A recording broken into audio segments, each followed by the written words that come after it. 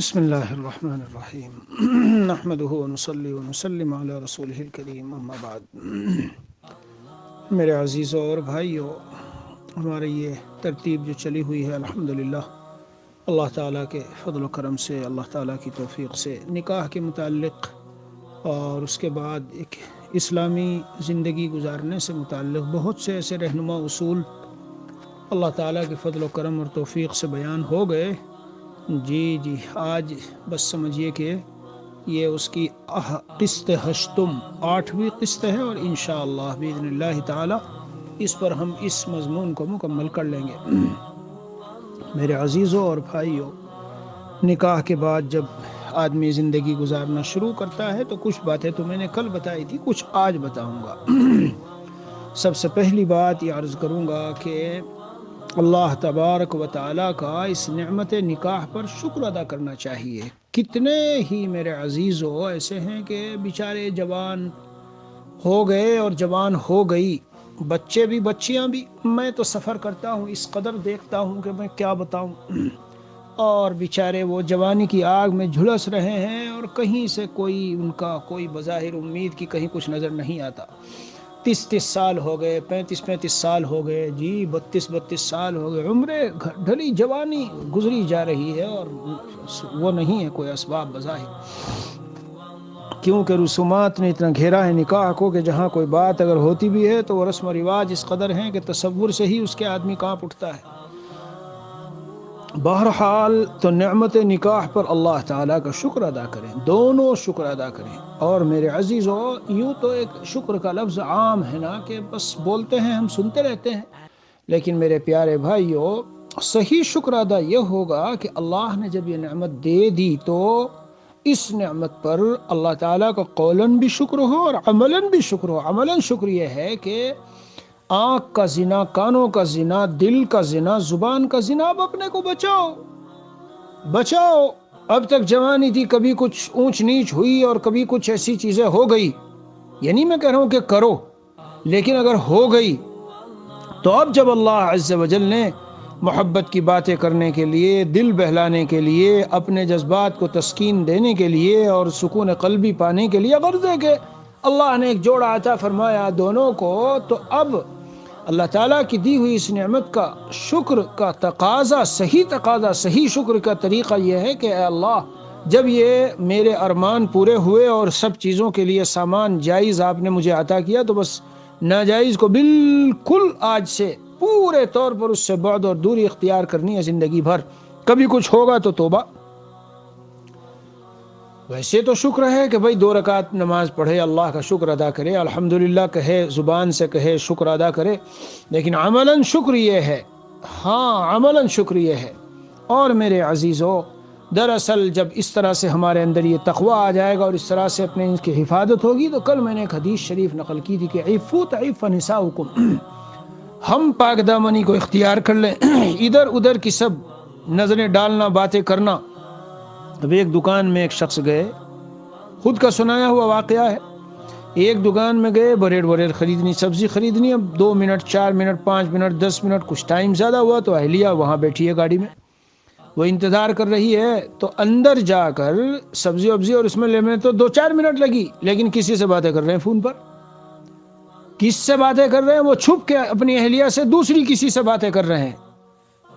جب وہ آئے اور ان کا راز افشا ہوا تو اس نے بھی کہا کہ کرو بات، میں بھی کسی سے باتیں کر رہی ہوں، ادھر سے اس نے بھی کسی کو بنا رکھا ہے دوست، یہ سارا ہے۔ اسی لیے میں کہتا ہوں کہ یہ جو بازاروں میں اور آفسوں میں صبح سے شام تک بیٹھے ہیں بیچارے جوان لڑکے لڑکیاں، اور ادھر سے ادھر سے غیر محرموں سے باتیں کرنا اور یہ سب دوستیاں کرنا اور تعلقات کرنا اور میسیجز بھیجنا، اور یہ سارا سب ہوتا ہے، تو انہیں گھر میں جا کے کیا سکون ملے گا بھائی؟ وہ ایک عذاب مسلط کیا جاتا اللہ تعالیٰ کی طرف سے جب تم ان زناکاریوں میں مبتلا ہو، باوجود کہ تمہیں اللہ نے نکاح کی نعمت سے عطا فرما کر ایک جائز ذریعہ دیا ان سب چیزوں کے پورے کرنے کا، تو پھر یہ عذاب ہوتا ہے۔ کتنے نکاح ٹوٹ رہے ہیں اسی وجہ سے، کتنی طلاقیں ہو رہی ہے اسی وجہ سے، مت پوچھئے۔ اس لیے ایک نصیحت قاری عرض کرتا ہے کہ جب زندگی گزارنا شروع کرو، اللہ عز و جل کے صحیح شکر گزار بندے بنو، اور اس پہلو سے بہت شکر ادا کرنا چاہیے میرے بھائیوں۔ جیسے میں نے کہا، کتنے ہی آج ایسے ہیں جوان بیٹھے ہیں اور ان کے وہ نہیں ہے، کوئی شکل نہیں بن پا رہی ہے۔ آگے بڑھیے۔ اسی طرح اللہ تبارک و تعالی نے دونوں کو ایک دوسرے کے لیے بہت موافق بنایا، اور دونوں ایک دوسرے کے لیے اللہ کی طرف سے پسندیدگی عطا کی گئی، دونوں کو آپس میں پیار ہے، محبت ہے، الفت ہے، خوبیاں ہیں، ہر ایک دوسرے کو پسند ہے۔ تو میرے بھائیوں، میری بہت اہم نصیحت یاد رکھیے کہ یہ اپنی اس طرح کی باتیں زیادہ لوگوں کے سامنے افشا نہ کرو، زیادہ نہ پھیلاؤ۔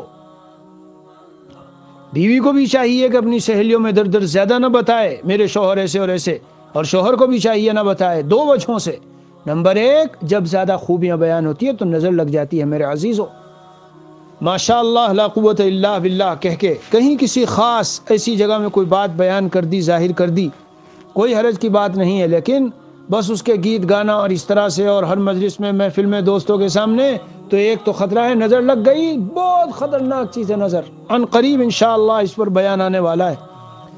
سارے تعلقات ٹوٹ کے رہ جائیں گے، دلوں کے چورے ہو جائیں گے، اور کہاں سے کہاں پہنچ جاؤ گے جی۔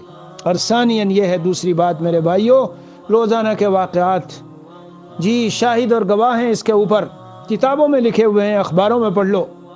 اسی طرح سے جو رہتے تھے اور آتے جاتے تھے ایک دوسرے کے یہاں، اور یہ سارا وہ تھا، تو بس جب اس کو پتہ چلا، اس کا رابطہ ہوا اس سے، اور پتہ چلا وہ لے کے اڑ گیا۔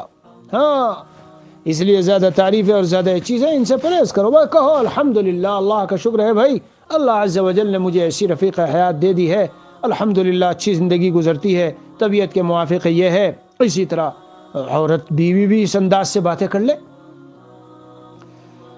اور سنو، زندگی کی یہ قیمتی باتیں آپ حضرات کو بتا رہا ہوں، جب رہنا سہنا شروع کرو گے تو چونکہ مختلف علائق اور روابط، یہ خالہ، یہ پھوپھی، یہ سسر، یہ ساس، اور یہ برادر اللہ، اور یہ بہنوئی، اور یہ فلاں اور یہ فلاں ہوتے ہیں نا، تو بھائیو جب اس طرح سے مختلف علاقے کے لوگ اور مختلف تعلقات کے لوگ اور مختلف نوعیت کے لوگ کہیں بھی ہوتے ہیں تو کچھ نہ کچھ باتیں بھی ہوتی ہے۔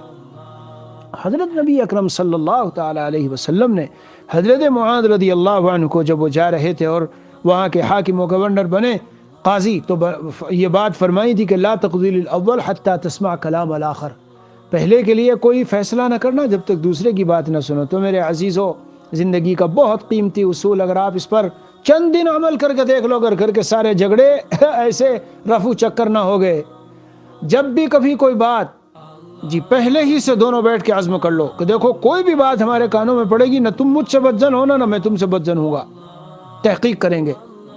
امی نے کوئی بات کہی نا، تو فوراً امی سے کہہ دو امی جان، اہلیہ ہے موجود، آؤ ذرا بیٹھ کے ہم بات کرتے ہیں، جو آپ بتا رہی ہیں کہ اہلیہ نے آپ کو یوں کہا ہے۔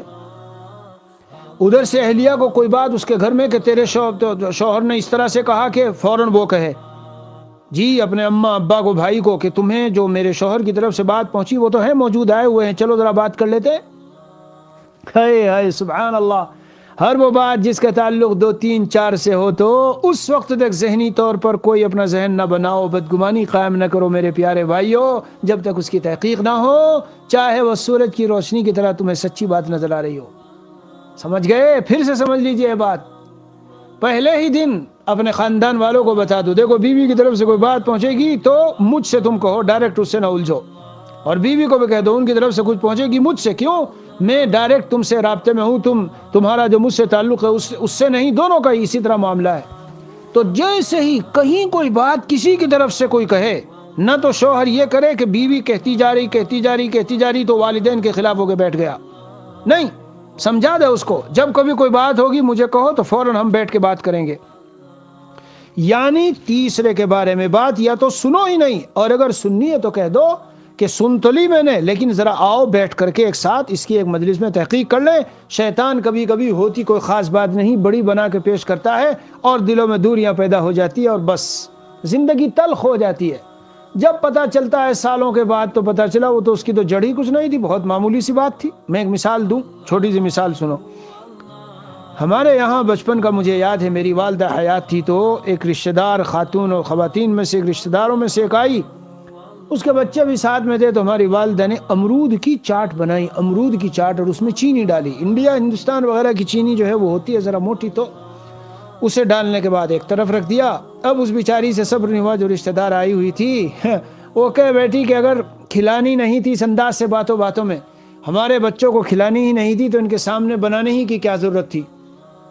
ہماری والدہ نے کہا کہ میں نے تو بنا کے اس لیے رکھی ہے تاکہ چینی اچھی طرح سے گھل جائے، تو پھر اس کے بعد سب کو نکال کے اس میں سے دوں گی، نمک وغیرہ اور یہ چینی ساری ڈال کے۔ تو دیکھا وہی بات سامنے آ گئی تو یوں ہوا، اگر اسی بات کو ذرا سا کچھ عنوان بنا کر آگے نقل کر دے، وہ وہاں سے کہیں اور کرے گا، وہ تیسرے کو کرے گا، اور بات ہوتی ہوتی بدگمانی اور غیبتیں اور پتہ نہیں کیا کیا چیزیں شروع ہوتی ہے۔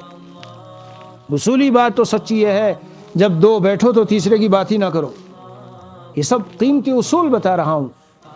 اسی طرح میرے بھائیوں، حضرت مسیح الامت جلال آبادی رحمۃ اللہ علیہ فرماتے تھے کہ جب برتن ایک جگہ ہوتے ہیں تو کھڑک جاتے ہیں، ٹوٹنے نہیں چاہیے۔ کبھی بھی آپس میں اگر کچھ تھوڑا بہت ہو، تو میں تو ہونے لگے تو ہاں، جب دیکھو کہ شوہر غصے میں ہے تو بیوی کو نرم پڑ جانا چاہیے، اور جب بیوی کو دیکھو کہ یہ تیز اور جوش میں ہے تو شوہر کو ذرا نرم پڑ جانا چاہیے۔ غصے میں بے قابو ہونا اور ایسے ایذا اور تکلیف والے جملے بول دینا کہ جس سے دل چر کے رہ جائے، پھر اس چرے ہوئے دل کو کبھی وہ جو زخم دل پہ لگا اسے بھرنا ہی پوری زندگی مشکل ہو جائے۔ تم نے ایسا جملہ مجھے کہا تھا۔ میرے عزیزو، یہ سب باتیں سیکھنے کی ہیں۔ غصے میں بھی ہوش نہ ختم ہونے چاہیے۔ ایسی بات بولو جو بامعنی ہو، ایسی بات بولو۔ مثال کے طور پہ میں کہتا ہوں، جیسے ایک مثال سے سمجھاتا ہوں، مثلا کسی پہ غصہ آیا اور بات میں کہا حیوان ہو، تو حیوان تو ہے، جاندار کو حیوان کہتے ہیں، یا ایسا کوئی جملہ بولا نہ سمجھ وغیرہ، مطلب کوئی بھی ایسا شریر، خبیث نہیں کہہ سکتے، مسلمان کو خبیث نہیں کہہ سکتے، جائز ہی نہیں ہے، اور پتہ نہیں کیسے کیسے آدمی بول دیتا ہے، اور اسی میں پھر طلاق والا لفظ بھی زبان پہ آ جاتا ہے۔ میرے عزیزو، یہ بھی ایک نصیحت کر دینا چاہتا ہوں کہ اس کا تو یہ لفظ تو زبان پہ تو دور، اور باتوں میں اس کا تذکرہ اور مذاکرہ تو دور، یہ تو دل کے نہا خانوں کے اندر سے بھی نکال کے ایک طرف رکھ دینا چاہیے، اور فیصلہ کر لینا چاہیے کہ پوری زندگی اس لفظ کو تو زبان پر مجھے لانا ہی نہیں، خیالوں میں لانا ہی نہیں۔ ذرا سی لڑائی ہوئی اور سوچنے لگ گئے کہ بس کسی طرح سے جو ہے میں، اور یہ لفظ بول کے آج کتنے لوگ ہیں جو کہ کیا کر سکتے ہو تم، نہیں دے سکتے، اور وہ اس نے غصے میں آ کے فوراً دی، اور دیتے بھی کتنی ہیں، 3 دیتے ہیں، 3 دیتے ہیں ایک دم۔ اللہ تعالیٰ اپنی حفظ و امان میں رکھے۔ جب دونوں کو غصہ آئے گا اور غصے میں بے قابو ہوں گے تو بہت خطرناک صورتحال ہے۔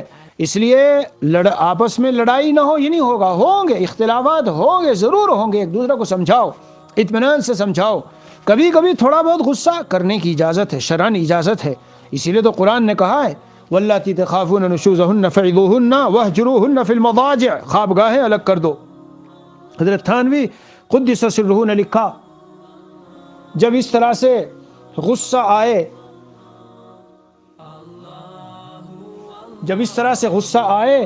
تو یہ کر لینا چاہیے کہ کچھ دیر کے لیے الگ سو رہے۔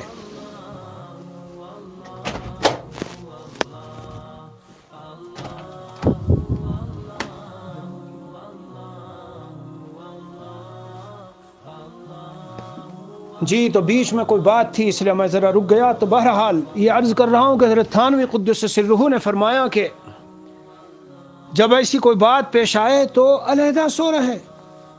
لیکن یہ جو جملہ ہے، اور اس پر بڑی جلدی آج کے جوان آ جاتے ہیں، اور اس میں دخل شیطانی اس کا ہے، شیطان بیٹھا ہے وہاں، وہ صبح اپنا عرش لگاتا ہے پانی پر، اور سب اپنے چیلوں کو پوچھتا ہے تو نے کیا کیا، تو نے کیا کیا، تو نے کیا کیا۔ سب ایک دوسرے کو جواب دیتے ہیں، اس کو بتاتے ہیں میں نے یہ کیا، یہ کیا، یہ کیا۔ جو یہ کہتا ہے کہ میں نے 2 میں شوہر بیوی میں اتنی آپس میں تفریق اور خراب وہ باتیں ڈالی، اور اتنا دل کو ان کے اتنا وہ کیا کہ آپس میں وہ یہاں تک کہ طلاق کی نوبت آ گئی، تو اسے وہ اپنے گلے لگاتا ہے اور کہتا ہے آج بس نعم العون وانتا، تو ہے میرا صحیح ہیلپر اور مددگار، تو نے انجام دیا ہے صحیح کام۔ تو میرے عزیزو، سب سے زیادہ خوش ہونے والا ہے شیطان اس پر، طلاق پر۔ علماء نے لکھا ہے مسئلہ اس کی وجہ کیا ہے، کیونکہ طلاق سے صرف 2 شخص نہیں الگ ہوتے، 2 خاندان بری طرح سے جدا ہوتے ہیں، اور ان 2 خاندانوں کی جدائیگی کا نتیجہ پھر لکھا ہے کہ بہت لمبی تفصیل ہے، اس میں جاؤں گا تو پھر سے مضمون رہے گا۔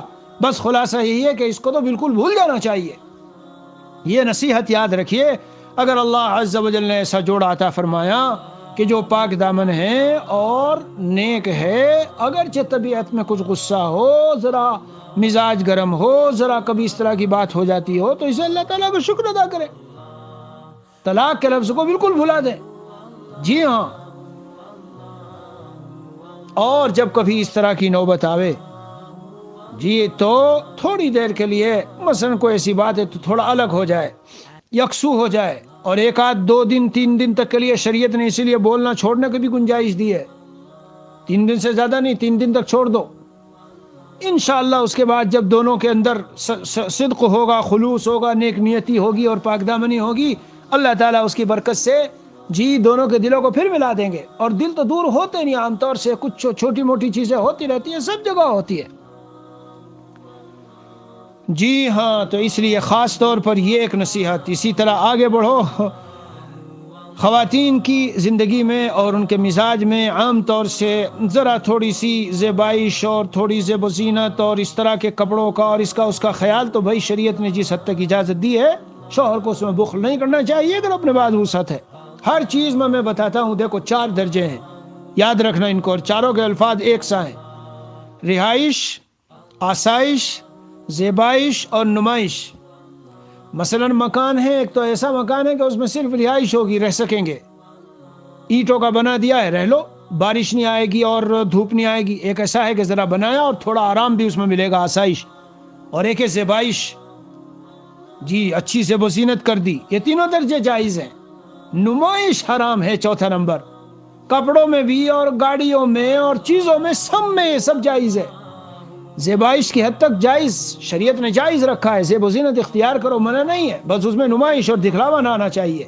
اگر دکھلاوے کی بات آ جائے گی تو سمجھ لو کہ اس وقت میں پھر ممنوع اور حرام کسی بھی چیز میں آ جائے۔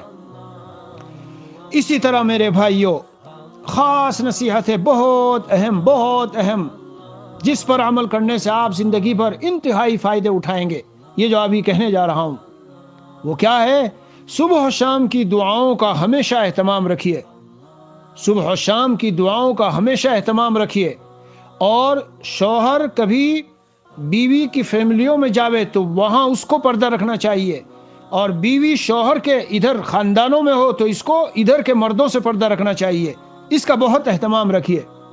اور صبح و شام کے جو معمولات ہیں، خاص طور سے آیت الکرسی اور معوذتین وغیرہ، ان کو ضرور پڑھ لیں، ورنہ شیطان اس طرح سے ایسے موقع پا کر اثر انداز ہوتا ہے۔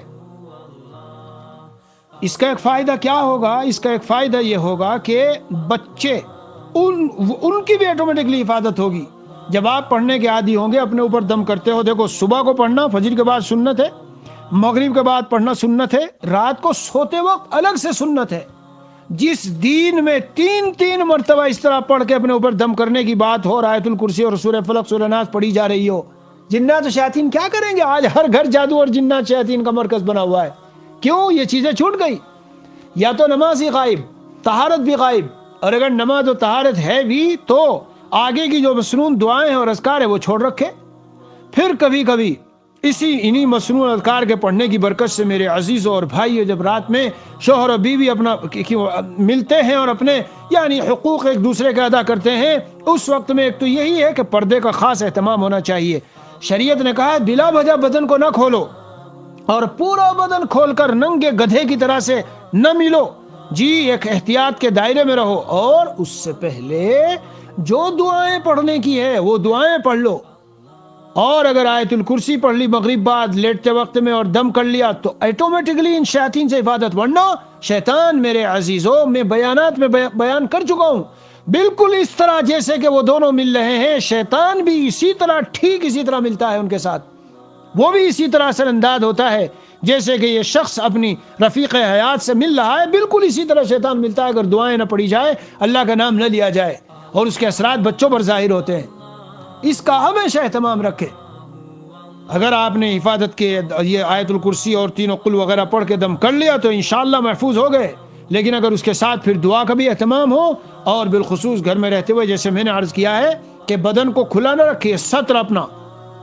جی ہاں، ہم سمجھتے ہیں کہ یہاں کوئی نہیں، بس ہم ہی تو 2 ہیں اور تیسرا تو کوئی ہے نہیں، تیسرا ہے، شیاطین بھی وہاں پھرتے ہیں، جی ہاں، وہ نقصان پہنچا دیں گے. اور پھر اللہ سے حیا کیجئے اور فرشتوں سے حیا کیجئے. کیا دین ہے واقعی، کیا دین ہے اسلام ہے ہمارا؟ کہاں یہ سب تعلیمات؟ لاؤ دکھاؤ کون سے مذہب میں ہے. آج کل جو مذاہب ہیں وہ کچھ خاص معتقدات اور عقیدے اور نظریوں کے بس اس کا ایک مجموعہ اور اس کا ایک وہ ہے بس، اور کچھ نہیں ہے ان کے بعد. عملی زندگی کی کوئی ترتیب کسی میں نہیں ہے. یہ خود مذہب اسلام کی حقانیت کی ایک دلیل ہے. اور میرے پیارو آگے بڑھو، آگے بڑھو. ہاں، جب اس طرح زندگی گزارو گے تو انشاءاللہ یہ اس پر میں باقاعدہ بیان کروں گا انشاءاللہ. ابھی ان قریب بہت سے موضوع ایسے آ رہے ہیں کہ جب اس طرح ہم پردے وغیرہ کا اور ان کا خیال نہیں رکھتے تو شیطان کس طرح اثر انداز ہوتا ہے. بدن میں داخل ہو کر سب سے پہلے دونوں کے دلوں میں نفرتیں پیدا کرتا ہے. یعنی وہی کل تک جو ایک دوسرے سے بے حد محبت کرتے تھے اب دیکھنا گوارا نہیں کرتے. ہر جملے سے غصہ آتا ہے اس کو اس کے اور اس کے اس سے. آگے بڑھیے. اب اللہ عز و جل نے خوشگوار زندگی دی ہے، ماشاءاللہ خوشی کے ساتھ زندگی گزر رہی ہے، رہ رہے ہیں، صبح شام ہو رہی ہے، کھا رہے ہیں، پی رہے ہیں. اب اگلا مرحلہ ہوتا ہے کہے گا اولاد کی تمنا. تو پیارو اگر اللہ عز و جل اولاد دیں تو روکو نہیں، روکو. آج کل یہ بیماری پیدا ہو گئی امت میں اولاد سے بچنے کے ایسے سے اسباب و ذرائع اپنا لیے، اور پھر اگر نہ ہو کسی کو تو پھر شرکیہ تعویذ اور جادو کراتے پھرتے منتر. ہائے مجھے اولاد نہیں ہو رہی، 3 سال ہو گئے، ہائے میری گود نہیں بھر رہی، میں گود بھری ہوئی دیکھنا چاہتی ہوں، میری گود خالی ہے. فلاں کا رشتہ ہوا تھا میرے ہی ساتھ، اس کے ہاں 2 بچے ہو چکے، اب اس پر حسد بھی ہو رہا ہے، حسد بھی ہو رہا ہے، اور دل میں جل بھی رہی ہے اس کے اوپر، اور جل بھی رہا ہے اس کے اوپر، اس کے ہاں ہو گئے میرے یہاں نہیں ہوئے. تو میرے عزیزو سن لو غور سے، قیمتی باتیں عرض کر رہا ہوں. اللہ عز و جل اولاد دے، اللہ تعالیٰ کے یہاں سے فیصلہ ہو. میں نے اس مسئلے پر بعض مواقع پر بہت گہرا مطالعہ کیا، بہت ساری کتابیں کنگھالی، اور ان سب کا نچوڑ یہ ہے میرے عزیزو، جب اللہ عز و جل فیصلہ کر لے اور ارادہ کر لے ہمارے اس خاص مادہ منویہ کے ساتھ کسی جان کو دنیا میں لانے کا، تو اب آپ فیصلہ نہ کرو اسے ختم کرنے کا. بہت طریقے حربے آج کل اپنا رکھے ہیں ختم کرنے کے، ورنہ کبھی کبھی پچھتانا پڑتا ہے. پھر جب بالکل ایک شخص تھے یہاں نیو کاسل میں، بالکل اولاد نہیں ہوتی تھی، تعویذ کو کہا تو میں نے کچھ قرآنی آیات اور دعائیں لکھ کے دے دی تو اللہ تعالیٰ نے ان کو اولاد دی. تو اب اتنی اولاد انہیں ہو گئی کہ اس کے بعد انہوں نے دوسرا کام شروع کر دیا. جی ہاں، یہ ہے انسان کا حال. جب ذرا وہ ہوتا ہے تو پھر رجوع اللہ کرے گا، اور تھوڑی فراوانی آئی تو اللہ کو بھول جاتا ہے. اس لیے بہرحال خلاصہ یہ ہے، اگر ایسی نوبت ہو کہ اولاد نہ ہو، اللہ سے دعائیں کرتے رہیں، صلاۃ الحاجت پڑھتے رہیں، بزرگوں سے دعائیں کراتے رہیں. جائز مراد و مقاصد کے لیے جو قرآن و سنت میں جو باتیں بتائی گئی میرے پیارو، ان کو کرتے رہو، لیکن ناجائز شرکیہ تعویذات، تعویذ گنڈے وغیرہ اور ادھر ادھر کی اعلیٰ بلا چیزوں میں بالکل نہ پڑو. دین اور شریعت کے تابع رہیے، اور کہہ دیجئے اللہ میں آپ کے فیصلے پہ راضی ہوں. آپ نے 2 سال میں دے، 10 سال میں دے نہ دے، ہر صورت میں راضی ہوں. یہ تو اللہ کا فیصلہ ہے. قرآن میں یہب لمن یشاء اناثا ویہب لمن یشاء الذکور او یزوجہم ذکرانا واناثا ویجعل من یشاء عقیما. جسے چاہے لڑکے دے، جسے چاہے لڑکی دے، اور جسے چاہے دونوں دے، اور جسے چاہے بانج رکھے، نہ دے کچھ بھی. بچے کو گرانے اور اس کی ترکیب ویسے تو اپنے مفتیان کرام سے پوچھنا، لیکن اجمالاً اتنا بتاتا ہوں، دل سے ان چیزوں کو نکالو. شریعت میں الودود الولود، جو بہت زیادہ محبت کرنے والی، بچے جننے والی ہے، اس سے حکم ہے. ہاں کبھی کبھی صحت کے اعتبار سے جی عورت کی صحت متحمل نہیں ہے، جان کو خطرہ لاحق ہے، ظن غالب ہے، تو ڈاکٹرز وغیرہ مفتیان کرام کہتے ہیں کہ ٹھیک ہے، یہ طریقہ ہے، یہ طریقہ ہے، یہ طریقہ ہے، لیکن محض اس لیے ارے اتنے بچے ہوں گے کیسے پالوں گا، میری سیلری تو اتنی ہے نہیں، معاشی مشکل میں آ جاؤں گا، اور آج کل جو ہے یوں ہے، اور ارے آج کل کچھ نہیں، آج ہو کہ کل ہو کہ گزشتہ ہو کہ آئندہ ہو، سب اللہ تعالیٰ کے قبضے کنٹرول میں ہے. اور ہمارا دین اور شریعت قیامت تک کے لیے ہے، قیامت تک کے لیے، یاد رکھنا. جی ہاں، بہرحال اللہ عز و جل اپنی رحمت سے جی توفیق دے ہمیں ان سب باتوں پر عمل کی. اب ایک اہم ترین بات یہ ہے میرے بھائیو اسی میں کہ کبھی بھی اپنے عورتوں کو چھوڑ کر اس طرح سے اور لمبے وقت کے لیے باہر نہیں رہنا چاہیے. لمبے وقت سے مراد 3-4 مہینے سے زائد 4 مہینے کی مدت ہے جو مقرر کی ہے فقہاء نے. حضرت عمر رضی اللہ عنہ کا تفصیلی واقعہ ہے. کیوں نہ رہنا چاہیے؟ آج کل کے حالات میں تو اور زیادہ ہمارے حضرت والا فرماتے تھے اگر یہ خطرہ ہے کہ اولاد بگڑ جائے گی تو جاؤ ہی نہیں، سفر نہ کرو، اور اگر یہ خطرہ ہے کہ اولاد بگڑ جائے گی تو جلدی جاؤ اور جلدی سفر کر کے آؤ۔ جی ہاں، اتنی لمبی مدت نہ رہو کہ پتہ چلے ادھر اولاد پتہ نہیں کہاں کہاں ہے۔ اسی ضمن میں ایک بات جی میں آتی ہے بیان کر دوں، اور وقت بھی باقی ہے اور اتنے وقت میں انشاءاللہ ہو بھی جائے گی۔ یہ جو بہت سے لوگ جی مختلف علاقوں میں رہتے ہیں، یورپ میں کوئی گیا، لندن میں گیا، سعودی میں گیا، دبئی میں گیا، اور ہند پاک وغیرہ میں اپنے بچوں کو چھوڑ کے چلے جاتے ہیں۔ بس اس میں یہ کروں گا اس سوال کے جواب کے لیے کہ وہ کسی نے پوچھ لیا تھا تو انشاءاللہ ان کو میں نے ایک جواب دیا ہے ذرا تفصیل سے، تو وہی آپ کی خدمت میں بھیج دوں گا۔ اس موضوع کو چھوڑ دیتا ہوں، جی ہاں اس موضوع کو چھوڑ دیتا ہوں، لیکن ایک دوسری چھوٹی سی بات جو میں نے بیچ میں عرض کی تھی، ویسے تو اس میں بھی تفصیل ہے لیکن مختصراً اس کو بھی عرض کر دوں تو انشاءاللہ کافی ہوگا۔ حرمت مساہرت والا جو معاملہ ہے، جب آپ حضرات زندگی گزارنا شروع کر لو تو کل کے بیان میں نے یہ بات عرض کی تھی کہ کوشش کرو کہ اپنا الگ نظام رہے، کوشش کرو کہ اپنا رہنے سہنے کا نظام الگ رہے۔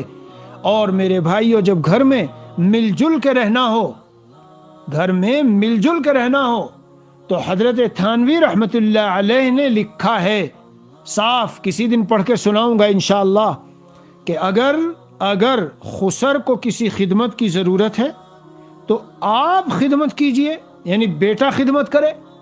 خسر کو خدمت کی ضرورت ہے اور بہو سے خدمت لینی ہے، لے لو، کھانے کی، پکانے کی، اس کی اس کی، لیکن بدنی خدمت کے معاملے میں ہمارے بزرگوں نے لکھا ہے کہ احتیاط برتنی چاہیے۔ کیوں؟ دونوں میں سے کسی کے دل میں بھی اگر غلط خیال گزر جائے تو اسی وقت میں یہ جو بیوی ہے یہ اس کے بیٹے پر حرام، اور کبھی نکاح بھی نہیں ہو سکتا دوبارہ۔ بہرحال اد کچرا مسئلہ نہیں، آدھا تھوڑا سا بتا دوں اور تھوڑا سا رہ جائے تو یہ ایسے ہی رہے گا، تو یہ موضوع تو تقریباً ختم ہوا۔ جی ہاں انشاءاللہ ان دونوں باتوں کو، وہ بھی کسی کے سوال کا جواب تھا، مختصر تھا، تو اس کو بھی اس میں عرض کر دوں گا، اور یہ دوسرا مسئلہ بھی انشاءاللہ تعالی اس کے اندر جی جواب میں قدر تفصیل بھی ہے، وہ بھی آ جائے گا آپ حضرات کے سامنے۔ تو جو سوالات کے جوابات ہیں، اصلاحی خطوط کے جوابات، یہ دونوں مسائل اس کے ضمن میں انشاءاللہ تعالی آپ کے سامنے آئیں گے۔ جوابات دیے ہوئے ہیں اور اتنے ہیں کہ جو بقدر ضرورت سمجھنے کے لیے کافی ہوں گے۔ اللہ عز و جل ہم سب کو عمل کی توفیق عطا فرمائے۔ باقی بھائی، دین جو ہے ہمارا، دین جو ہے یہ سیکھنے سے تعلق رکھتا ہے، یہ صرف دو چار بیان سننے سے زندگی میں اس طرح نہیں آ جاتا۔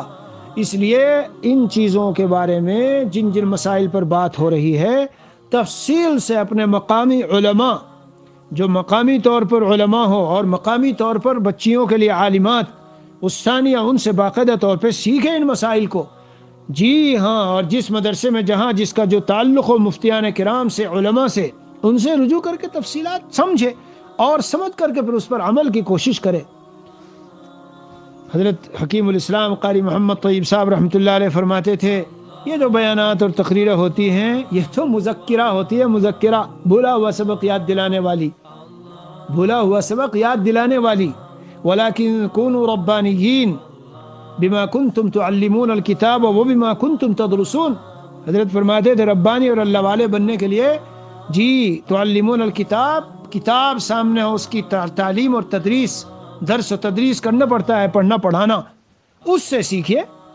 بہرحال خلاصہ یہی ہے میرے عرض کرنے کا کہ یہ نکاح کے تعلق سے اور رسومات اور پھر رشتہ اور رخصتی اور ولیمہ اور ولیمے کے بعد کی زندگی، بہت ساری باتیں اللہ تعالیٰ کی توفیق سے، اللہ کے فضل و کرم سے آ گئی سامنے، مگر مزید پورے طور پر سب کچھ سمجھنے کے لیے مقامی اپنے علماء وغیرہ سے رجوع رکھنا چاہیے۔ اللہ تعالیٰ مجھے آپ کو، ہم سب کو عمل کی توفیق دے، خالی زبان سے بولنا یا سننا باقی نہ رہ جائے، ورنہ تو میرے بھائیو پھر یہ قیامت کے دن ہمارے خلاف یہ چیز حجت ہوگی، ہمارے خلاف حجت ہوگی۔ جی ہاں، بس اسی پر آج کی بات ختم ہے۔ وصلی اللہ علی النبی الکریم وعلی آلہ واصحابہ اجمعین والحمد للہ رب